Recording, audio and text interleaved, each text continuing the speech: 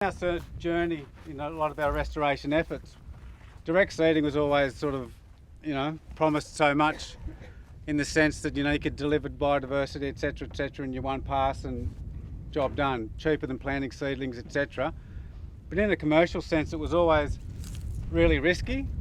Sometimes your direct seeding would work, sometimes it wouldn't, and that we just didn't have the sort of the research or the technology behind us to do a good enough job, I think, to meet completion criteria when it got down to that level. So when we were working with community groups and stuff on farm, your direct seeding didn't work, no worries, you try again next year. But in a commercial context, it became really important to take the risk out of your direct seeding so you could actually, do it properly the first time, meet your completion criteria, and everybody was happy and you'd leave the job. So I guess for us, was really a sort of breakthrough for us in terms of greening Australia was hooking up with Geoff Woodall, who was a research scientist at UWA at the time, and was sort of developing direct seeding systems for basically native vegetation improvement, whether it was a commercial or a revegetation sort of crop. So Geoff sort of developed the system where, and once we started using it, a lot of the risk of the germination event of your direct seeding was sort of taken away. We seemed to get good results almost sort of every time we used it, and we used it in different landscapes, and we seemed to get the results replicating through different landscapes. Part of that system, of course, is the machine which we're going to demonstrate, but I think I'll pass it over to Geoff and he'll explain the development of the whole system of which that machinery is only a small part of. And if you don't get the whole sort of system right, that you can do anything you like with a direct seeder, but if you haven't done all the other stuff in that system right as well, your result isn't going to be risk-free. So I guess in this session also this afternoon, we've got Todd and Andrew Mitchell speaking. So hopefully we can sort of get this demo out of the way, and then it'll sort of open up and everyone in this session with their different expertise can sort of mingle in with a discussion on what we're doing. So I'll hand over to Geoff. Yeah, thanks, Del. So for those that don't know, I'm Geoff Woodall. I don't live up here. I'm a blow-in from about as far south as you can possibly go, Albany. But I work all around the state and in South Australia and elsewhere. And my sort of background, sort of the Australian native plants, and really trying to domesticate them into crops. And to be able to do that, you need to work out sort of systems for establishment and maintenance, nutrition, all those sort of things that you would normally do with any agricultural sort of crop or horticultural crop. I'm trying to do the same sort of thing with native plants to make it take that sort of hit and miss out of the results that often we get with sort of restoration. And really, it's my drive has been sort of commercial sort of native plants. So I've worked a lot on West Australian sandalwood and quandongs and things, as well as domesticating some native food plants. And then I've done a lot of work on sort of developing the systems, the machinery that go with sowing native plants. The difference often, I know most of you are all pastoralists and not broadacre croppers and whatever, but if you think of when someone grows a wheat crop or a canola crop further south, you've got quite large seeds and you've got a fairly good plasticity to where the seed sort of falls. It'll still pretty much punch through the soil and emerge for a crop. When we get into the Australian native flora, we've got seeds that are massive through to seeds that are as fine as ground pepper, through to seeds that are fluffy and hairy and just about everything in the book. And they've had no breeding to get them into that sort of crop stage. So there's always a lot of compromises with doing this sort of direct seeding methodology. But essentially, the whole it's very easy to get fixated on machinery and all go and kick tires and go ooh and ah. But really, it's the whole system sort of approach. So really good planning, knowing exactly what it is you're trying to do, having a good understanding of the soil environment. Things like timing are really critical, and we're going to see here that really if you wanted to do this sort of work, now's not the time really to be doing the work. You do it a bit later in the season, and I'll show you why later on. And then you come down to the seed. So the area that's probably better sort of documented is the seed, how to break dormancy, and how to go about getting it to germinate. But that's only really part of the story. It's about the crop nutrition, what the crop needs, and there's always compromises with mixes of native plants.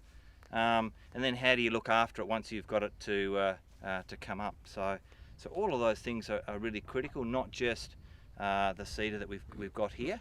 Having a look at the landscape through here, some other bits of machinery that would be worthwhile to have a look at, particularly if you're, say, burning some of the spin effects. And you might look at double disc openers for drilling in some of your pasture species that you might be interested in, and looking at combining it with some of your earthworks. So that's sort of about it. Really, a lot of the although I have been a part-time research person with UWA, these days I pretty much work for myself, and before that I worked for the Ag Department for 5 years. But really it wasn't until I bought a small property halfway between Perth and Albany at Arthur River, and I bought the shittiest dirt in the district and wanted to grow native plants for a commercial purpose at the lowest possible cost to maximise the profitability of it. So what we use, no government funds whatsoever. We use a straight business model, and the idea was to grow different native plants for our local sandalwood species down in the Great Southern and Wheat Belt, and that worked really well. But it showed me really the methodology for direct seeding that I'd been using prior to that stage was just too hit and miss. You couldn't base a commercial decision based on that sort of approach when you only got good emergence and good establishment 1 year in 3, and then we're always blaming the weather. And so now we really try to focus on moisture management, nutrition, making sure the seeds properly treated, and that can be treatment for breaking dormancy, but it can also be just treating the seed to make sure it flows well, and to make sure that you've got the right mix of species in the brew that you want, that are going to achieve your objective. So for here, if this is pasture, then when I would come to a site like this, I'd be looking at, well, what native plants are going to do well on this soil type, and then how do we get enough seed mature of it, and then looking at how the best approach might be to get it in the ground. So to give you a bit of an idea of different sorts of native plants you might want to grow for, I guess the main focus here is more sort of fodder. We've got things like the larger seeded legumes.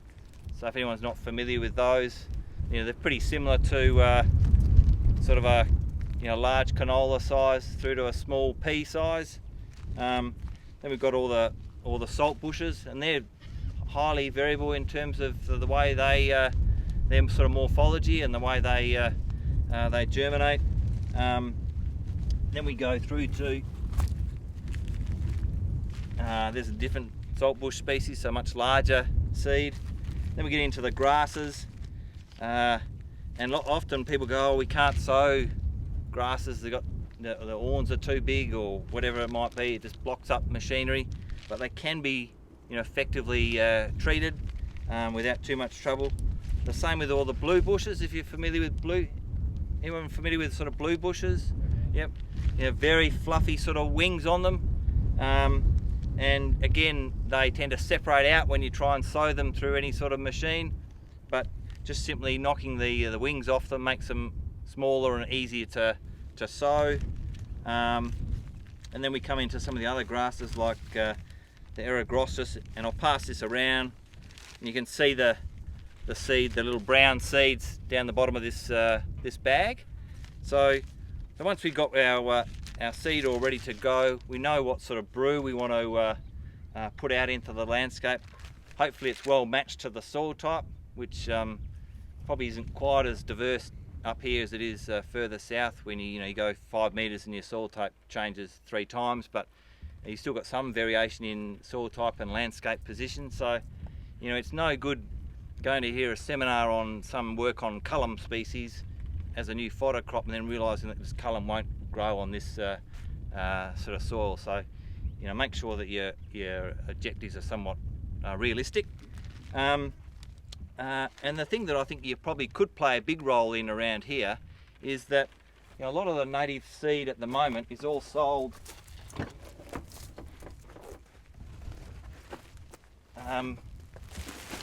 you know, the big sort of fluffy seeds that you'll get from a seed merchant. That would be a typical sort of grass batch. But you know, if you ridgy dig and you want to do, you know, this is a large landscape and you want to work at scale, then you know you've got to be buying, you know, commercial batches with known viability, so you're not just wasting your time and your money. I mean, you've got to get real about it.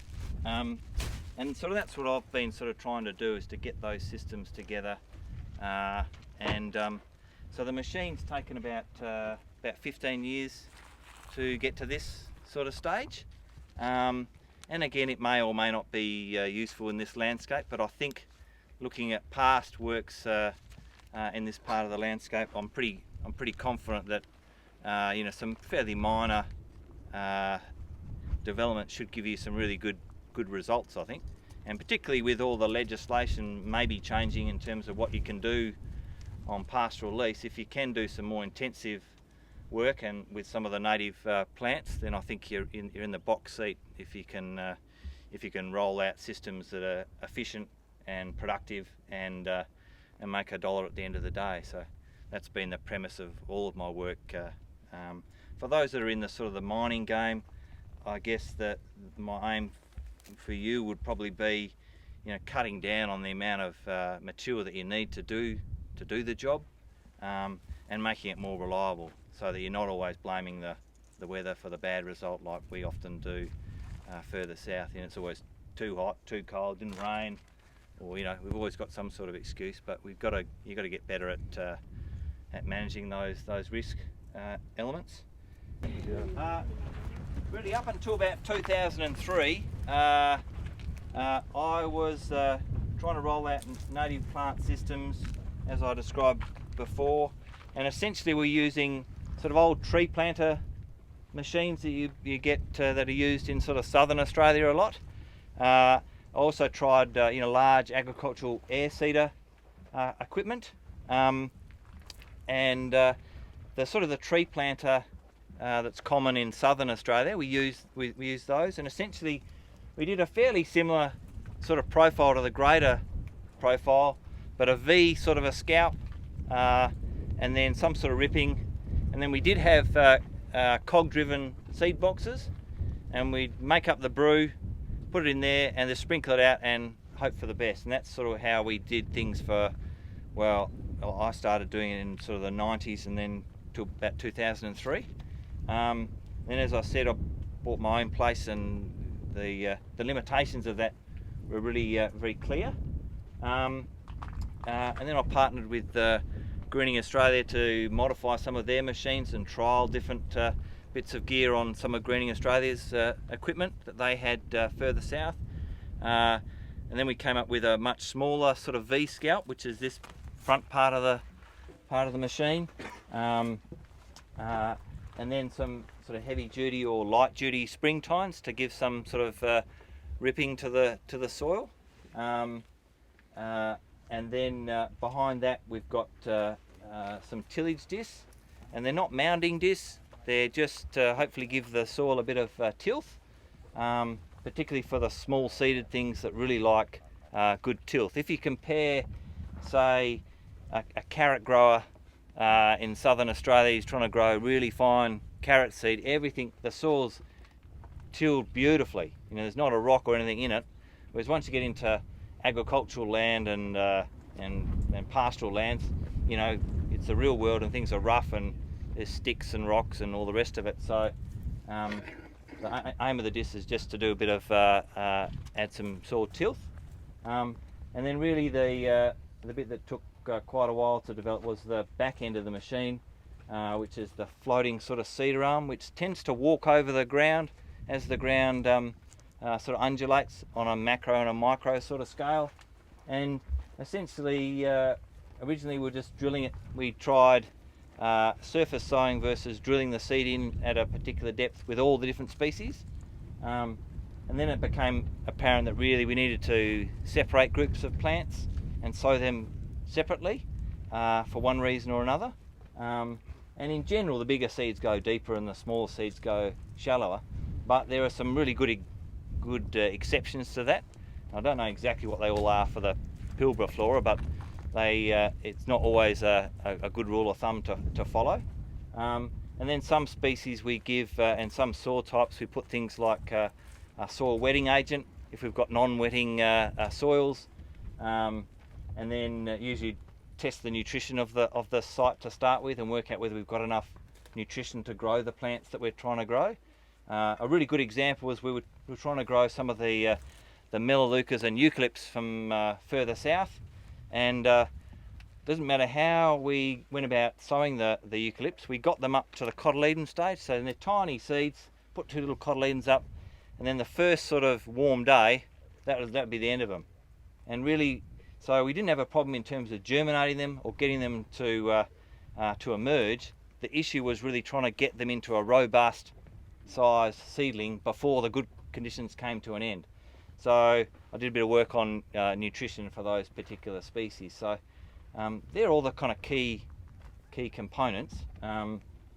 As I said, I have used large air seeders to do some works, but again, when you think of agricultural crops, say like wheat and barley, it doesn't matter whether you sow a wheat seed at 1 centimetre or 4 centimetres. It'll still emerge at some point in time. It might not be ideal to sow at 4 centimetres, but it'll still punch through that amount of soil. And the same with a lot of agricultural crops.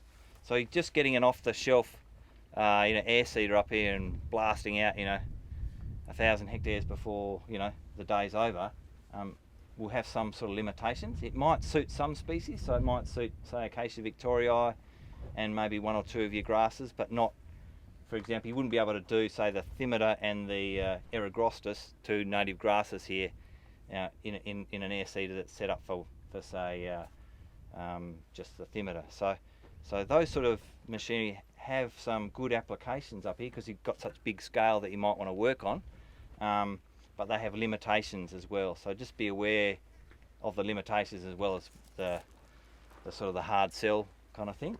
You can see here it's mainly just making a little like an agricultural sort of scratch through the soil. How deep is it? A couple inches, yeah. But you could even go for less if you wanted to.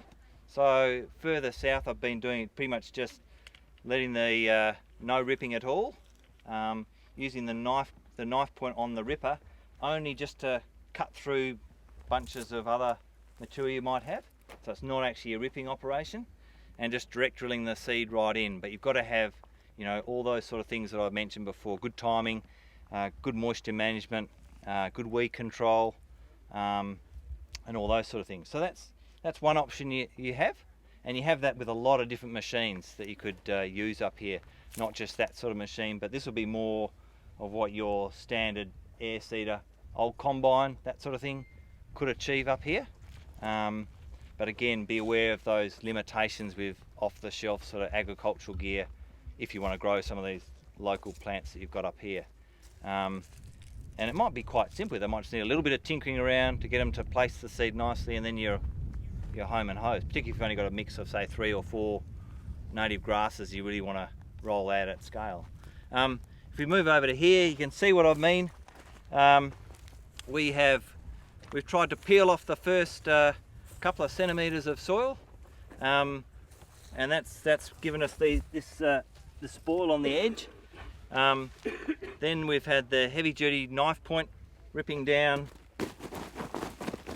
a fair way. So it goes beneath that level, but you can see the timing is very poor.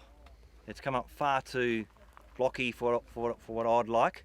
I'd like this to be completely smooth with a couple of little trenches showing where the different seed batches have gone. I don't have any photos I can show you, but it comes up really pretty nice.